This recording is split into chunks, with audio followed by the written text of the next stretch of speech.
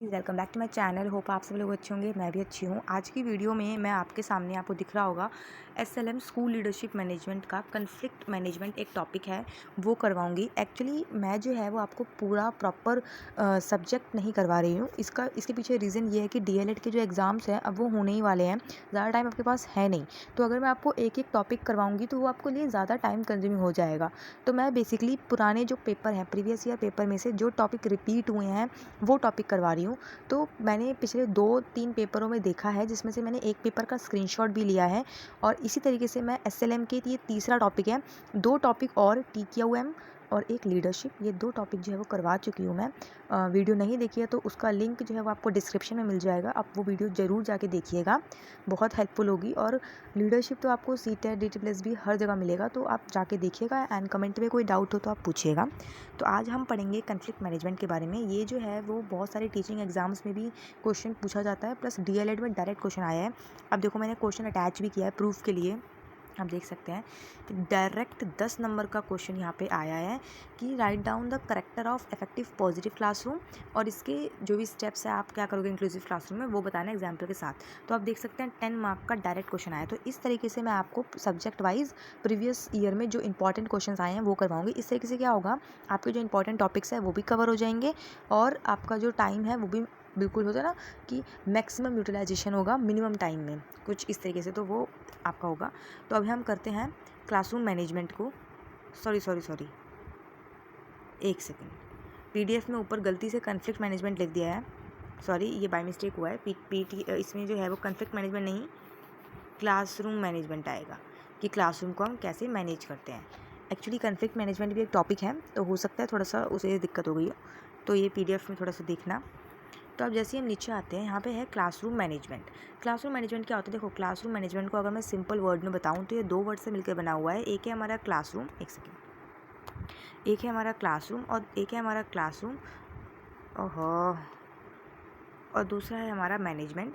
मतलब जब हम अपने क्लास को फॉर्मल टीचिंग लर्निंग प्रोसेस में कैरीड आउट करते हैं, उसे कहते हैं हम क्लासरूम मैनेजमेंट। मतलब जब हम अपने क्लासरूम को अच्छी तरीके से मैनेज करते हैं, डिसिप्लिन हो, टीचर आ रही है तो विश किया जा रहा हो, बच्चे जो है वो रिस्पेक्टफुल तरीके से कम्युनिकेट कर रहे हो, लड़ाई झगड़ा ना हो रहा हो और मिसबिहेवियर ना कर रहे हो, तो वो होता है क्लासरूम मैनेजमेंट। की टीचर को जो क्लासरूम मैनेजमेंट की स्किल आनी चाहिए। यहाँ पे बोला है क्लासरूम मैनेजमेंट 2 वर्ड से मिलकर बना हुआ है, classroom and management, where classroom means place. Classroom वो जगह होती है जहाँ पे हमारी फॉर्मल टीचिंग की जाती है। ऑन द अदर हैंड जो हमारा यहाँ पे फॉर्मल टीचिंग की जाती है, जहाँ पे हम आउटपुट जो है ना वो मैक्सिमम देते हैं और इनपुट जो है वो मिनिमम लेते हैं। हैंस क्लासरूम मैनेजमेंट को हम डिफाइन कर सकते हैं कि ये एक ऐसा मैनेजमेंट होता है क्लासरूम का जहाँ पे लीडरशिप भी होता है, सुपरविजन भी होता है, गाइडेंस भी होता है, जहाँ पे हम मैक्सिमम लेवल ऑफ अचीवमेंट कर सकते हैं, वो होता है हमारा क्लासरूम मैनेजमेंट। अब ये कुछ डेफिनेशन दे रखी है, आप इसमें से पढ़ लीजिएगा। मैं एक डेफिनेशन समझा देती हूँ जो कि है एल्बर्टो की। इसे बोला है क्लासरूम मैनेजमेंट बेसिकली वो होता है जहाँ पे हम अपने टाइम, स्पेस, रिसोर्स, स्टूडेंट, उन सबको एक साथ लेकर चलते हैं कि भाई स्टूडेंट का बिहेवियर कैसा है, स्टूडेंट बच्चों को विश कर रहे हैं कि स्टूडेंट जो है वो टीचर्स को विश कर रहे हैं कि नहीं कर रहे हैं, और टाइम टीचर या स्टूडेंट सब टाइम पे आ रहे हैं कि नहीं आ रहे हैं। फॉर एग्जांपल एक क्लासरूम है, वहाँ पे टीचर जो है वो टाइम पे नहीं आती तो भी दिक्कत है, या बच्चे टाइम पे आए तो भी दिक्कत है। तो ये यहाँ पे क्या करना पड़ेगा, हमें क्लासरूम को मैनेज करना पड़ेगा अच्छी तरीके से। तो ये हमारा क्लासरूम मैनेजमेंट, जहाँ पे हम मैक्सिमम आउटपुट लेते हैं और मिनिमम इनपुट देते हैं। ठीक है, आउटपुट मैक्सिमम लेते हैं और इनपुट मिनिमम देते हैं। Getting my point. अब यहाँ पे जो है वो बेसिकली हमारे 5M है। ये 5M जो है वो जो आपके एग्ज़ाम्स होते हैं, DTPLSB, KV, यहाँ पे भी आया हुआ है।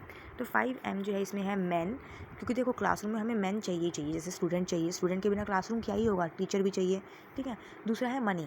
अगर हमारे पास मनी नहीं होगा तो हम ब्लैक बोर्ड नहीं लगा पाएंगे, पंखा नहीं होगा, लाइट नहीं होगा, प्रॉपर वेंटिलेशन नहीं हो पाएगा, डेस्क नहीं हो पाएंगे, चेयर्स नहीं हो पाएंगे, तो बच्चे कहाँ बैठेंगे, कैसे करेंगे। तो मनी भी चाहिए।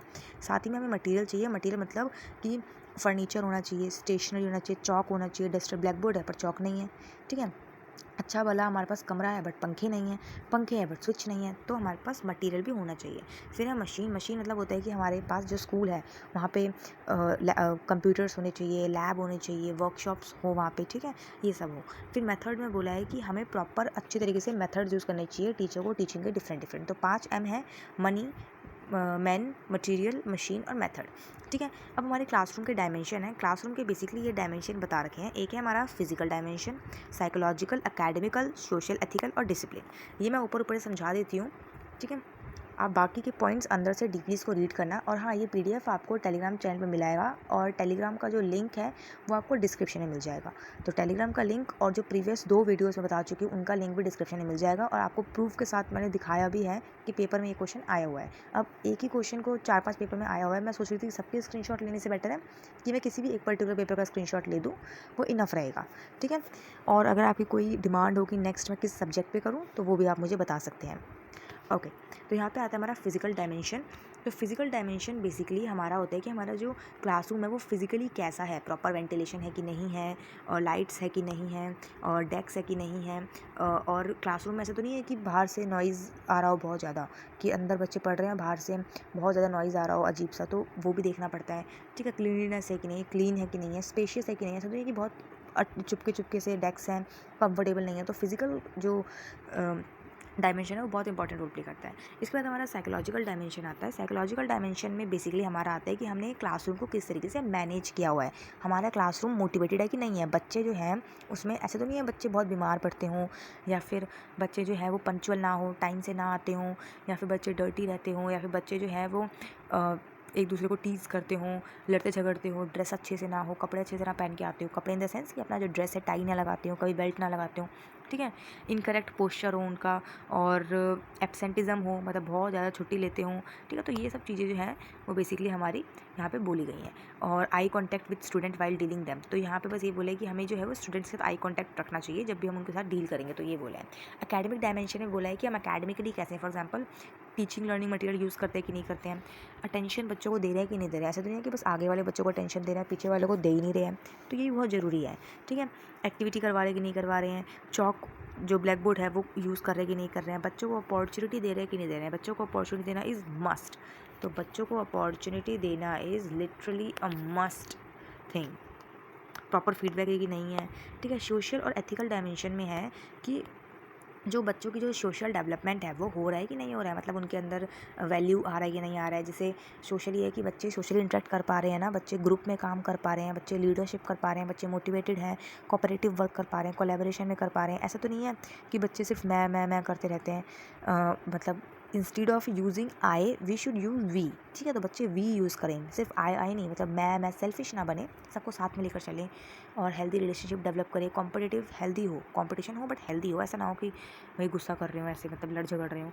ठीक है, अब डिसिप्लिन में आएगा कि बस वही है कि हमें फोकस, डिसिप्लिन में यही है कि हमें फोकस करना चाहिए डूज़ रेदर देन डोंट, कि जो चीज़ मतलब डूज़ पे फोकस करना चाहिए हमें, और फेयर रहना चाहिए, और जो भी एब्यूजिव चीज़ है वो नहीं करनी चाहिए, इनकरेज करना चाहिए, और जो भी माइनर इश्यूज़ को अटेंड करना चाहिए, रिवॉर्ड प्रोवाइड करना चाहिए। तो ये सब चीज़ें हमारे आ जाएंगे। तो बेसिकली हमने पढ़ा है कि हमारे डायमेंशन होते हैं 5, physical, psychological, academical, social, ethical and discipline. ठीक है, ये क्वेश्चन आ सकता है अलग से भी। अब यहाँ पे पॉजिटिव क्लासरूम, यही क्वेश्चन जो है मैंने ऊपर दिखाया था 4 या 6 नंबर में शायद ये वाला, या फिर 4 नंबर में पूछा हुआ है। ठीक है, तो और हाँ, किस तरीके से आंसर अटैम्प्ट करना है मैं उसकी वीडियो भी बहुत जल्दी लेके आऊँगी। तो आंसर किस तरीके से आपको देना है, क्योंकि डीएलएड में आपको 8 से 10 पेजेस फिल करने होते हैं। 8 से 10 पेज फिल करना इज़ नॉट दैट ईजी। तो मैं आपको बताऊँगी किस तरीके से आप पेज फिल कर सकते हो अट्रैक्टिव तरीके से। और टेलीग्राम पे जो है वो आपको लिंक मिल जाएगा, डिस्क्रिप्शन में आप जाओगे वहाँ पे टेलीग्राम का लिंक मिलेगा, उसको ज्वाइन करके आपको पीडीएफ मिल जाएंगी। पहले 2 पीडीएफ जो मैं बना चुकी हूँ वो भी आपको मिल जाएगा, और हाँ, टेलीग्राम पे मैं लेसन प्लान्स की पीडीएफ भी डालती हूँ, तो वो भी आपको वहीं मिल जाएगा। तो स्टार्ट करते हैं। पॉजिटिव क्लासरूम कौन सी होती है? देखो, पॉजिटिव क्लासरूम अगर मैं नॉर्मल बात करती हूँ, देखो पॉजिटिव क्लासरूम वो है जहाँ बच्चे पंचुअल हों, हेल्दी रिलेशनशिप हो, हेल्दी कंपटीशन हो, और लर्निंग अच्छे से करते हो, टीचिंग लर्निंग मटेरियल का यूज़ हो रहा हो, और बच्चों को मोटिवेशन दी हो, बच्चे एक्सप्लोर करें, ये होता है हमारा हेल्दी क्लासरूम। ठीक है, तो यहाँ पे पढ़ते हैं तो पहला आता है वेलकमिंग क्लासरूम। मतलब ये है कि हमारा क्लासरूम एनरिच होना चाहिए, वेलकमिंग होना चाहिए। ऐसा नहीं है कि टीचर जो है बच्चों को डिमोटिवेट करे या कुछ करे। टीचर को बच्चों को मोटिवेट करना चाहिए, एक्सप्लोर करने का मौका देना चाहिए, चॉक बोर्ड, वाइट बोर्ड इनका यूज़ करना चाहिए, और प्रॉपर सिटिंग अरेंजमेंट होनी चाहिए। ऐसा नहीं है जैसे या तो सिटिंग अरेंजमेंट ऐसे हो, ठीक है, जैसे यहाँ बच्चे बैठे हैं और यहाँ टीचर है, या फिर ऐसे हो, यहाँ बच्चे हैं यहाँ टीचर है, या फिर यहाँ बच्चे हैं ये और बीच में टीचर है। इस तरीके से हमारा सेटिंग अरेंजमेंट होना चाहिए, ठीक है। यहाँ पे यही लिखा है। उसके बाद पॉजिटिव बिहेवियर जो है टीचर का पॉजिटिव होना चाहिए। किस तरीके से, मतलब ऐसा नहीं है कि कोई बच्चा अगर कुछ कर नहीं पा रहा है तो आप उसको टोंट करो, आपको मोटिवेट करना चाहिए। जैसे होता है ना कि बहुत सारे बच्चे दोबारा क्लास में पढ़ रहे होते हैं, फेल हो जाते हैं, तो टीचर उनको उन्हीं का एग्जाम्पल देती है क्लासरूम में, जो कि बहुत गलत बात है, ऐसा नहीं करना चाहिए, ठीक है। रेलिवेंट लर्निंग होना चाहिए, मतलब टीचिंग लर्निंग मटेरियल का यूज़ होना चाहिए। और टीचर को जो है बेसिकली अपने लेसन प्लान को बिल्कुल प्लान करके आना चाहिए अपने लेसन को, और इंटरेस्ट के अकॉर्डिंग बच्चों के इंटरेस्ट के अकॉर्डिंग, इंडिविजुअल के अकॉर्डिंग करना चाहिए लेसन प्लान प्रेजेंट। फिर टीचिंग ऑफ पॉजिटिव एक्शंस। तो पॉजिटिव एक्शंस बेसिकली वो एक्शन होते हैं कि जैसे आप हैप्पीनेस के साथ पढ़ा रहे हो और हेल्दी कंपटीशन है, हेल्दी इन्वायरमेंट है, मतलब पॉजिटिवनेस के साथ आप पढ़ा रहे हो। आप क्लासरूम में आए हो तो ऐसे नहीं हो कि आप बोल रहे हो कि अरे अरे तुम तो पढ़ नहीं सकते, तुम छोड़ो, क्या करोगे पढ़ के, ऐसा नहीं है। हमें पॉजिटिव इन्वायरमेंट देना है, हेल्दी रिलेशनशिप बिल्ड करना है बच्चों के बीच में, स्टूडेंट्स के बीच में, टीचर स्टूडेंट्स के बीच में, ठीक है, सबके बीच में। फिर यहाँ पे बच्चों को रीइंफोर्स करना बहुत ज़रूरी है, क्योंकि अगर हम बच्चों को रीइंफोर्स करते हैं, फॉर एग्जाम्पल बच्चा है, अगर वो 100 मार्क्स फॉर एग्जाम्पल 95 मार्क्स लेके आया है, टॉप किया है, तो अगर हम उसको क्लैपिंग करवा दें या फिर उसको कुछ गिफ्ट दे दें तो क्या है, एक रीइंफोर्समेंट है, और आगे जाके और बच्चों को ये मोटिवेशन मिलेगा कि भाई हमें भी गिफ्ट चाहिए, हम भी करेंगे। तो रीइंफोर्समेंट बहुत ज़रूरी है। Effective management of classroom.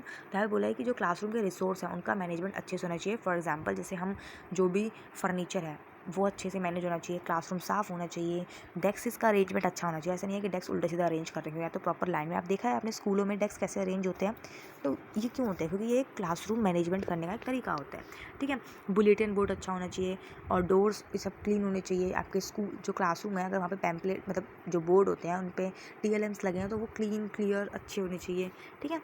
तो इसमें बस यही बोला है। फिर होता है effective management of instructional time. Time बहुत इंपॉर्टेंट रोल प्ले करता है। सबसे पहली बात टीचर को टाइम पे होना चाहिए, दूसरी बात स्टूडेंट को टाइम पे होना चाहिए, ठीक है। टाइम वेस्ट करना बहुत गलत बात है, हमें बिल्कुल ऑन टाइम रहना चाहिए। थोड़ा बहुत ऊपर नीचे चलता है बट ज़्यादा नहीं, ठीक है। पॉजिटिव एटीट्यूड, जैसे उसे बोला है कि हमें अपना एटीट्यूड जो है वो पॉजिटिव रखना चाहिए। सेम वही बात घुमा फिरा के बोल दिया, ये पॉइंट्स अच्छा है। फ्लेक्सिबल होना चाहिए। यहाँ पे लिखा है कि गुड क्लासरूम वही होता है जहाँ पे फ्लेक्सिबिलिटी होती है, ऐसा नहीं है कि आप बहुत रिगिड हो, ठीक है। तो फ्लेक्सिबल होना चाहिए। अब आता है managing constructive classroom. Constructive classroom क्या होते हैं? कंस्ट्रक्टिव क्लासरूम बेसिकली वो क्लासरूम होते हैं जहाँ पे बच्चे अपनी नॉलेज खुद कंस्ट्रक्ट करते हैं। प्याजे ने कहा है ना कि बच्चे नॉलेज खुद कंस्ट्रक्ट करते हैं। प्याजे की थ्योरी अगर नहीं पता तो मुझे बताइएगा, मैं वो भी बताऊँगी आपको, बहुत अच्छे से समझाऊँगी, ठीक है। तो कंस्ट्रक्टिविज्म क्लासरूम वो होती है जहाँ पे इन्वायरमेंट बच्चों को इस तरह का दिया जाता है कि बच्चे अपनी नॉलेज जो है वो खुद ही जनरेट करते हैं, ठीक है। तो यहाँ पे क्या होता है, हम बेसिकली प्रायर नॉलेज से कनेक्ट करते हैं, न्यू नॉलेज एक्वायर करते हैं, अंडरस्टैंडिंग करते हैं, न्यू नॉलेज को यूज़ करते हैं और रिफ्लेक्ट करते हैं, ठीक है। तो कंस्ट्रक्टिविस्ट क्लासरूम के कुछ फीचर्स दिए हैं। अब ये बोला है कैसे मैनेज करना है। पहला है कि कंस्ट्रक्टिव क्लासरूम में टीचर को एज अ फैसिलिटेटर होना चाहिए और चाइल्ड सेंट्रिक अप्रोच का यूज़ करना चाहिए, मतलब बच्चा जो है वो एक्टिविटीज़ के बीच में होना चाहिए बच्चा, ठीक है, ये होना चाहिए। दूसरा बोला है कि कंस्ट्रक्टिव क्लास में बच्चों को अपॉर्चुनिटी देनी चाहिए, जितनी अपॉर्चुनिटी, फॉर एग्जांपल अगर हम कोई बच्चों को कुछ पढ़ाना चाहते हैं, लीव्स के रिलेटेड, इन्वायरमेंट पे कोई टॉपिक है लीव्स, ठीक है, सपोज, तो हमें पढ़ाना है, तो हम क्या करेंगे, बच्चों को बोलेंगे बच्चों आप अपने पहले गार्डन में जाना, शाम में मम्मा पापा के साथ घूमना, एक्सप्लोर करना, देखना कि आपके पास कितने टाइप के लीव्स हैं, और जो डिफरेंट टाइप के लीव्स हैं आप कलेक्ट करके लेके आना। तो कुछ बच्चे करके लेके आएंगे, कुछ नहीं करके लेके आएंगे, कुछ एक दो ले आएंगे। तो ऐसे करते करते क्लासरूम में अगर 30 बच्चे भी हैं तो हमारे पास 15 लीव्स तो कम से कम होंगे यार। 15 बच्चे एक एक लीव तो लेके आएंगे कम से कम, तो 15 लीव्स तो 15 से 20 लीव्स होंगे। तो इससे क्या होगा, बच्चों को खुद मौका मिला, एक्सप्लोर किया। इससे क्या हुआ, फिजिकल एक्टिविटी भी हो गई उनकी, क्योंकि वो घूमे टहले हैं। इससे उनको मतलब क्यूरियोसिटी डेवलप हुई और साथ साथ उनको अपॉर्चुनिटी मिली, और ये चाइल्ड सेंट्रिक अप्रोच भी है, ठीक है। तो इस तरीके से हमें अपॉर्चुनिटी देनी चाहिए बच्चों को।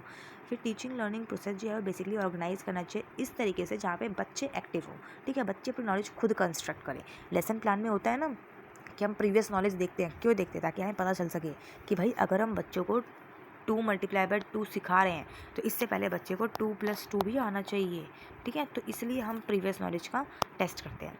और यहाँ पे बोला है कंस्ट्रक्टिव क्लासरूम जो है वहाँ पे टीचर का रोल जो है बेसिकली फैसिलिटेटर होता है, और बच्चों का रोल जो है वो एक्टिव होता है।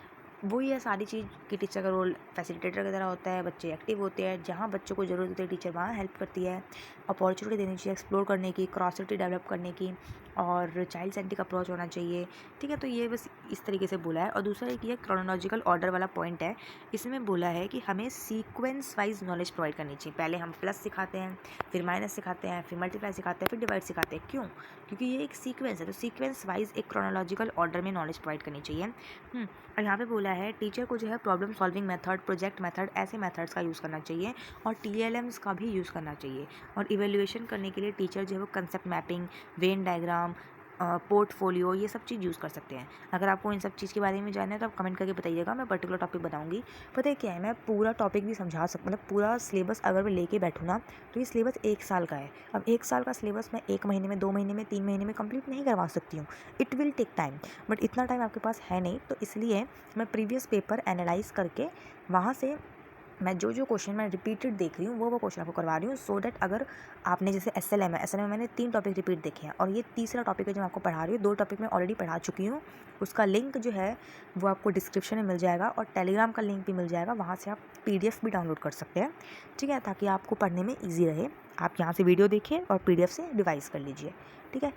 तो यही है कि इससे आपको ईजी रहेगा। और अगर जैसे 3 क्वेश्चन समझाए और उसमें से अगर 2 भी आ गए तो मतलब आपके 20 नंबर तो यहीं के यहीं बन गए, ठीक है। जो कि आपके 2 वीडियो से 20 नंबर बन गए या फिर 3 वीडियो से 30 नंबर बन गए। फॉर एग्जांपल तीनों क्वेश्चन आ गए तो 30 नंबर आपके यूँ ही बन गए। अगर आपके 30 नंबर यूँ ही बन गए तो आप सोचो कि आपका टाइम भी कम लग रहा है, मार्क्स भी बढ़ रहे हैं, सब बढ़िया चल रहा है ना। आप चाहो तो खुद भी प्रीवियस पेपर एनालाइज कर सकते हो, उसके बाद आप कमेंट करके बताइएगा मुझे कि मैं सही कह रही हूँ गलत कह रही हूँ। चलो आगे देखते हैं। तो इसमें बस यही बोला है कंस्ट्रक्टिविस्ट क्लासरूम के बारे में। फिर बोला है managing inclusive classroom. Inclusive classroom क्या होते हैं? जहाँ पे हर तरीके के बच्चे एक साथ पढ़ाए जाते हैं, चाहे वो ब्लाइंड हो, ठीक है, चाहे वो डेफ हो, चाहे वो स्ट्रेचर पर चलते हों, ठीक है, किसी भी तरह के हों, हर तरीके के बच्चों को एक साथ अपॉर्चुनिटी दी जाती है, वो होता है। तो यहाँ पे देखो इनको हम कैसे पढ़ा सकते हैं। पहला तरीका है को टीचिंग मेथड। को टीचिंग मेथड क्या होता है? को टीचिंग मेथड होता है कि एक क्लास में 2 टीचर है वो पढ़ा रही हैं, वो होता है को टीचिंग मेथड। कि जैसे ये 3 रो है, तो यहाँ पे एक टीचर यहाँ है और एक टीचर आपके यहाँ है और एक टीचर यहाँ है, और ये रो जो है वो आपके स्टूडेंट्स की रो है, ठीक है। तो ये होता है हमारा को टीचिंग मेथड। इसमें हमारे तरीके होते हैं। एक हमारा इंटरेक्टिव टीचिंग। इंटरेक्टिव टीचिंग होता है जहाँ पे हम बेसिकली रोल्स को स्विच कर देते हैं। अल्टरनेटिव होता है जहाँ पे हम small group of instruction while the other monitor teacher and remaining student. इसमें क्या होता है, एक टीचर स्मॉल ग्रुप को लीड कर रही है जबकि दूसरी टीचर जो है वो दूसरे ग्रुप को मॉनिटर कर रही है। पैरेलल में क्या होता है, जिसमें हम क्लास को डिवाइड करते हैं और डिवाइड करके फिर दोनों ही टीचर ऑन द स्पॉट पढ़ा रहे होते हैं, ठीक है। पैरेलल ये लाइन होता है ना, तो ऐसे ही पैरेलली पढ़ा रही हैं, यही पढ़ा रही हैं, यही पढ़ा रही हैं। स्टेशनल टीचिंग होता है small group of student rotate various learning station. Stational होता है कि यहाँ पे हम बेसिकली जैसे एक टीचर है, उसने पहले 5 बच्चों को पढ़ा दिया, फिर इस टीचर ने 5 बच्चों को पढ़ा दिया, टोटल 10 बच्चे हैं, फिर ये इसके पास चले गए, ये बच्चे इनके पास चले गए। तो ये बेसिकली हमारा को टीचिंग मॉडल के तरीके होते हैं। यूनिवर्सल डिज़ाइन में बोला है कि पढ़ाने का एक यूनिवर्सल पैटर्न होता है जो कि हमें फॉलो करना चाहिए। जैसे हम जो हैं, जो इंक्लूसिव बच्चे हैं उनके लिए, जैसे जिनको दिखता नहीं है उनके लिए हम ऑडियो एड यूज़ कर सकते हैं, वीडियो एड यूज़ कर सकते हैं, वर्बली यूज़ कर सकते हैं, 3D यूज़ कर सकते हैं, सोलर सिस्टम यूज़ कर सकते हैं, ठीक है। तो यूनिवर्सल डिज़ाइन हम यूज़ कर सकते हैं। जैसे जिनको दिखता नहीं है उनके लिए आप ऑडियो यूज़ कर लो, जिनको सुनता नहीं है उनके लिए वीडियो यूज़ कर लो, रीलिया यूज़ करो। रीलिया क्या होता है? रियल लाइफ ऑब्जेक्ट होता है। 3D ऑब्जेक्ट्स यूज़ कर सकते हो, पोम यूज़ कर सकते हो, आप कहीं फील्ड ट्रिप ले जा सकते हो, तो यूनिवर्सल डिज़ाइन में आप यूज़ कर सकते हो। लाइफ स्किल ट्रेनिंग होता है कि हम बच्चों को लाइफ स्किल सिखाएं। हमारी 10 लाइफ स्किल्स होती हैं, वो लाइफ स्किल हम बच्चों को सिखाएं कि आपको कैसे स्ट्रेस के साथ कोप अप करना है, इमोशन कैसे करना है, बच्चों को रीडिंग राइटिंग स्किल्स सिखाएं, ठीक है। तो लाइफ स्किल्स हम बच्चों को सिखाएं बेसिकली। फिर होता है फ्लेक्सिबल बिहेवियर होना चाहिए हमारा, प्लान को मैनेज करते समय ऐसा रिगिड नहीं होना चाहिए, ठीक है। फिर हमारा कोऑपरेटिव लर्निंग टेक्निक, हमारा जो लर्निंग टेक्निक है वो कोऑपरेटिव होना चाहिए। ऐसा नहीं है कि हम मतलब ऐसे ही बिना कोऑपरेट किए हम पढ़ा रहे हैं। हमें जो है वो बेसिकली सब बच्चों के बीच में एक हेल्दी रिलेशनशिप और एक हेल्दी इन्वायरमेंट बिल्ड करना बहुत ज़रूरी है। इंटरपर्सनल रिलेशनशिप यहाँ पे लिखा है ना, देखो इंटरपर्सनल रिलेशनशिप जो है वो बेसिकली हमें डेवलप करना है। फिर है इंटीमेट रिलेशनशिप, वही आ गया। फिर अर्ली आइडेंटिफिकेशन ने बोला है कि जो भी इंक्लूसिव बच्चे हैं उनका आइडेंटिफिकेशन अर्ली स्टेज पे कर लो, ताकि उनके अकॉर्डिंग फिर इंडिविजुअलाइज टीचिंग करो, क्योंकि हर बच्चों को अलग अलग टीचिंग चाहिए होती है। ऐसा नहीं है कि जो बच्चा देख नहीं पाता उसको आप वीडियो दिखा रहे हो तो कोई सेंस नहीं बनता, ठीक है। फिर होता है रीइंफोर्समेंट करना बहुत ज़रूरी है। मैंने ऊपर समझाया रीइंफोर्समेंट क्या है। फिर ये नीचे आ जाएगा फ्लेक्सिबल असेसमेंट, ये सेम वही टॉपिक है, collaboration, flexible assessment, simple techniques, simple language का यूज़ करना चाहिए, ठीक है। फ्लेक्सिबल होना चाहिए, प्लीजेंट क्लासरूम इन्वायरमेंट होना चाहिए, step by step approach use करो, ठीक है। ऐसा नहीं है कि आपने एकदम से पूरा बच्चों के ऊपर भूचाल ला दिया। सिंपल टू कॉम्प्लेक्स जाओ, होल टू पार्ट जाओ, पार्ट टू होल जाओ, सिंपल टू कॉम्प्लेक्स जाओ, नोन टू अननोन जाओ, ठीक है। ये है कोलैबोरेशन की, हमें फैमिली, टीचर्स, पेरेंट्स सबको इंटरेक्ट करना चाहिए, सबको इन्वॉल्व करना चाहिए, ठीक है। यही बोला है। अब गुड क्लासरूम का करेक्टर क्या है? देखो, गुड क्लासरूम का करेक्टर वो है, एक सेकेंड, यहाँ पे लिखा है गुड क्लासरूम का करेक्टर। पहला गुड क्लासरूम का करेक्टर वो है जो एडिक्वेट नॉलेज प्रोवाइड करें, सब्जेक्ट में मास्टरी हो सके, मतलब हमें सब्जेक्ट समझ आ रहा हो, लर्निंग के लिए पैशनेट हो, जहाँ बच्चे जो है वो लर्न करने के लिए पैशनेट हो, इंटरेस्टिंग हो, अपने आप को एक्सप्रेस कर सके, प्रोग्रेसिव हो, ठीक है। ऐसा नहीं हो कि जहाँ पे प्रोग्रेसिव ना हो, बच्चे वही 20 नंबर ला रहे हैं, 10 नंबर ला रहे हैं। प्रोग्रेसिव हो भाई कि पहले 15 नंबर लाए फिर 20 लाएँ, ऐसे, ठीक है। इंटेलेक्चुअल बच्चे हों जिनकी जो फोर साइटेडनेस हो, मतलब दूर का देख सके, गुड मेमोरी हो, ठीक है। रिसोर्सफुलनेस हो, ह्यूमरस अप्रोच हो, ऐसा ना हो कि बस पढ़ाई पढ़ाई पढ़ाई, थोड़ा बहुत अच्छा चीयरफुल इन्वायरमेंट भी होना चाहिए, ठीक है। यहाँ पे लिखा हुआ है चीयरफुल इन्वायरमेंट होना चाहिए। फिर है हमारा पंक्चुअल होना चाहिए, टीचर स्टूडेंट सबको डिसिप्लिन होना चाहिए, टाइम पे आना चाहिए, ठीक है। गुड हैबिट डेवलप होनी चाहिए। टीचर जो है जैसे क्लासरूम में आए बच्चों को विश करना चाहिए, फिर टीचर को भी अच्छी तरीके से स्माइल के साथ विश करना चाहिए, ठीक है।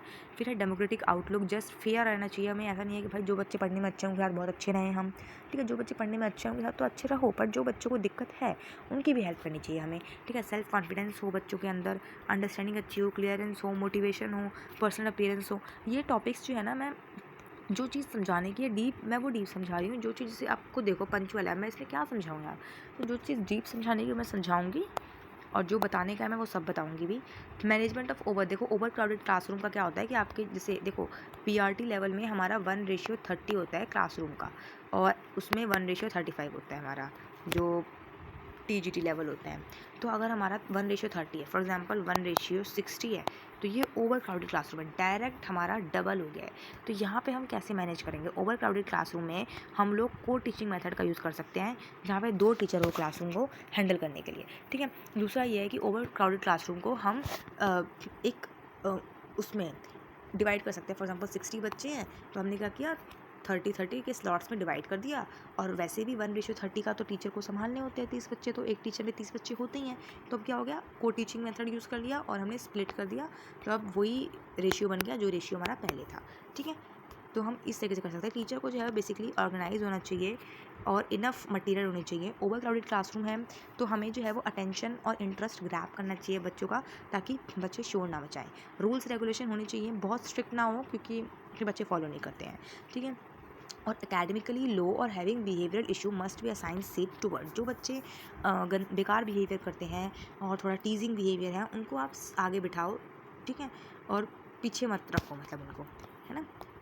इसमें बोला है लार्ज क्लासरूम में डिफ़िकल्ट हो जाता है टीचर के लिए स्टूडेंट्स को हैंडल करना, तो हैंस टीचर शुड रोटेट, तो टीचर को क्या करना चाहिए, 4 to 5 स्टूडेंट्स को रोज़ रोज़ रोटेट करना चाहिए। इस तरीके से बच्चे स्किप नहीं होंगे। फॉर एग्जांपल 30 बच्चे हैं तो एक दिन में टीचर 30 बच्चों को नहीं देख पाएगा, तो एक दिन में टीचर ने 4 बच्चों को देख लिया, फिर 4 बच्चों को देख लिया, फिर 4 बच्चों को देख लिया। तो ऐसे 4-4 बच्चों को देखते देखते जो है वो टीचर 1 वीक में या फिर 1 वीक अराउंड में सारे बच्चों को देख ही लेगी, ठीक है। तो इस तरीके से कर सकते हैं। फॉर एग्जांपल जैसे मैं पढ़ाने गई हूँ कहीं पे, तो वहाँ पे 30 बच्चे हैं, मैं 30 बच्चों को रोज़ नहीं देख सकती, तो मैंने क्या किया, 4 बच्चों को आज देख लिया, कुछ 4 बच्चों को कल देख लिया, फिर परसों देख लिया। इससे क्या होगा, कोई भी बच्चा जो है वो मेरे इवैल्यूएशन मेथड से नहीं बचेगा, ठीक है। तो वो हमारा ओवर क्राउडेड में हम ये यूज़ कर सकते हैं। टीचर जो है वो TLMs का भी यूज़ कर सकती है, ठीक है। और टीचर को अपना पर्सनल स्पेस भी रखना बहुत ज़रूरी है, और बच्चों को अपॉर्चुनिटी दे सकते हैं हम, ठीक है, क्योंकि जहाँ बच्चे खुद एक्टिव होते हैं ना, वहाँ पे इनडिसिप्लिन क्रिएट करने का बहुत कम चांस होता है। फॉर एग्जाम्पल आप देखा है ड्राइंग क्लास में बच्चे कितना इंटरेस्ट लेते हैं, शांति से बैठ के अपना काम कर रहे होते हैं, तो वहाँ पे जो है वो बच्चे इंडिसिप्लिन कम क्रिएट करते हैं, ठीक है। तो बस यही है, और कॉपरेशन करना चाहिए, टेक्निक्स का यूज़ करना चाहिए। स्मॉलर ग्रुप्स में हम डिवाइड कर सकते हैं, जैसे मैंने अभी आपको बताया कि 60 है तो 30-30 में डिवाइड कर लो, 2 टीचर पढ़ाएंगे तो ये वही रेशियो बन गया जो रेशियो 1:30 का होता है, ठीक है। तो यही था, तो ये वीडियो हमारी कंप्लीट हो गई है। आप टेलीग्राम का लिंक डिस्क्रिप्शन में मिल जाएगा, वहाँ से ज्वाइन कर सकते हैं। मैं ऑलरेडी 2 वीडियो बना चुकी हूँ जो कि बहुत ज़रूरी है। एक मैंने बनाया था TQM पे, उसके बाद मैंने लीडरशिप पे बनाया था, उसके बाद ये मैंने क्लासरूम मैनेजमेंट पे बनाया है। तीनों क्वेश्चन जो है वो प्रीवियस पेपर में मैंने रिपीटेड देखे हैं और 10 नंबर में देखे हैं। इसका मतलब ये है कि अगर आप ये वीडियो देख लेते हैं तो 30 मार्क्स का जो है वो आपका यहीं कि यहीं हो जाता है। इसमें से अगर 2 क्वेश्चन भी आते हैं तो मतलब 20 नंबर आपके बन जाते हैं। ठीक है, तो स्मार्ट स्टडी करना ज़्यादा ज़रूरी है। हार्ड भी करो बट स्मार्ट भी करो। ठीक है, तो अगर वीडियो पसंद आए तो वीडियो को लाइक करना, चैनल को सब्सक्राइब करना और कमेंट करके बताना कि आपको कुछ डाउट रह गया है या फिर कुछ भी है। अगर आपको किसी चीज़ में डाउट रह गया तो उस स्लाइड का आप नंबर बता दीजिएगा। फॉर एग्जांपल अगर आपको 119 पे डाउट है तो आप लिख दीजिएगा 119.11 कि 119 पेज के 11th पॉइंट पे डाउट है। तो अगली वीडियो में डाउट सेशन की बना के उसमें डाउट्स क्लियर कर दूँगी। Thank you so much.